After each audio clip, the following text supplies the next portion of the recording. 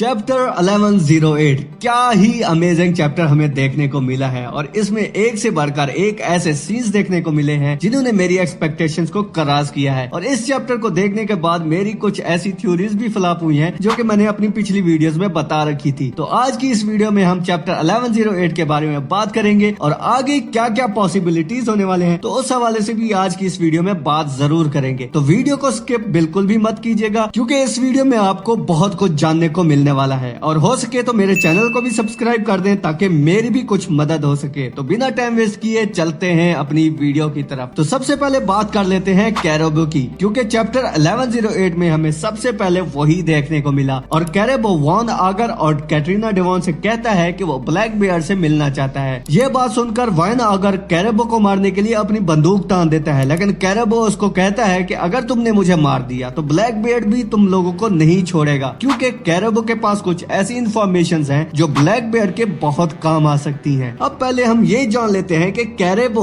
और black beard का आपस में रिलेशन क्या है। स्टोरी में तो हमें कुछ ऐसा जानने को नहीं मिला जिससे ब्लैक बियर्ड और कैरेबो का आपस में कोई ऐसा खास रिलेशन हो, लेकिन चैप्टर 1107 में हमें ये जानने को जरूर मिला कि शुरू से ही ब्लैक बियर्ड कैरेबो का आइडल रहा है और ब्लैक बियर्ड को देखते ही उसने पायरेट्स की दुनिया में कदम रखा था। और इससे तो साफ जाहिर हो रहा है कि कैरेबो ब्लैक बियर्ड का सबऑर्डिनेट बनना चाहता है, और वो बन भी सकता है क्योंकि कैरेबो के पास ऐसी इंफॉर्मेशन है जिसके बारे में अगर ब्लैक बियर्ड को पता लग गया तो इस वन पीस की दुनिया में कोहराम मचने वाला है। अब आप लोग सोचेंगे कि कैरेबो के पास ऐसी कौन सी इंफॉर्मेशन है जिसकी वजह से इस पूरी दुनिया में तहलका मचने वाला है। तो धीरज रखिए, इस वीडियो में आपको सब कुछ जानने को मिलने वाला है। अगर आप लोगों ने पूरा वन पीस एनिमे देख रखा है तो आपको दो आर्क्स तो याद ही होंगे, फिशमैन आइलैंड आर्क और दूसरा वानो आर्क, जो कि अभी रिसेंटली ही गुजरा है, क्योंकि इन दोनों आर्क्स में हमें एंशिएंट वेपन्स देखने को मिले थे। फिशमैन आइलैंड पर एंशिएंट वेपन पोजाइडन मौजूद था और वानो में प्लूटोन,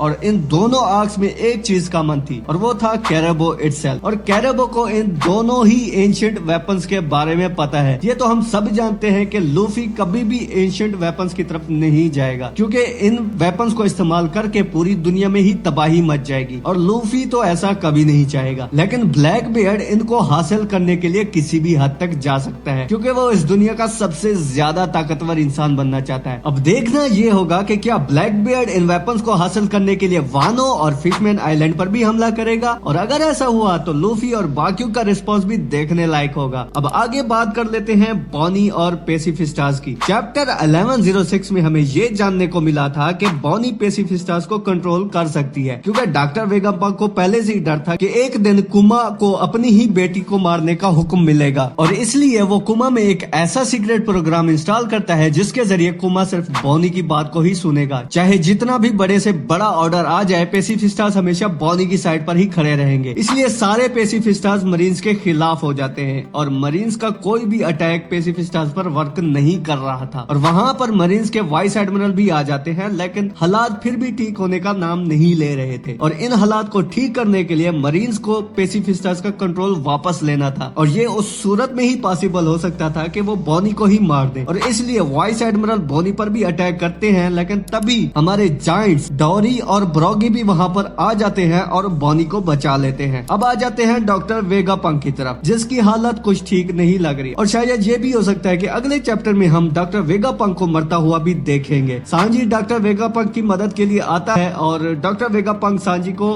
बस एक बात कहता है कि बॉनी का ख्याल रखना, क्योंकि उसको पूरी जिंदगी टारगेट किया जाएगा। लेकिन यहाँ पर किजारो भी आ जाता है और सांजी को किक मारकर कहीं दूर पटक देता है और अपने लाइट अटैक के जरिए वो डॉक्टर वेगापंक को डोनट में तब्दील कर देता है। मतलब कि वो लाइट डॉक्टर वेगापंक के चेस्ट के आर पार चली जाती है। यहाँ पर ओडा सेंसे ने मेरी थ्योरीज को गलत साबित किया, क्योंकि मैंने अपनी पिछली वीडियोस में बताया था कि हो सकता है कि किजारू डॉक्टर वेगापंक को बचाएगा और स्ट्रॉ हैट्स को ज्वाइन कर लेगा। लेकिन इस चैप्टर को देखने के बाद मैं बस ओडा सेंसे से यही कहना चाहूंगा, बंद करो हाथ जोड़ के।